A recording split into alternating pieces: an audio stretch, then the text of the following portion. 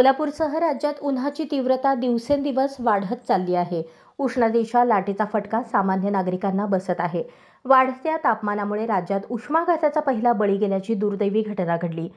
छत्रपती संभाजीनगर जिल्ह्यातील सोयगाव तालुक्यातील निमखेडी बसस्थानकात विश्रांती घेत असलेल्या एका तरुणाचा उष्णतेमुळे मृत्यू झाला। अमोल दामोदर बावस्कर वय 25 असे या तरुणाचे नाव आहे। तीव्र उष्णतेच्या झळा सहन न झाल्याने त्याचा जागीच मृत्यू झाला।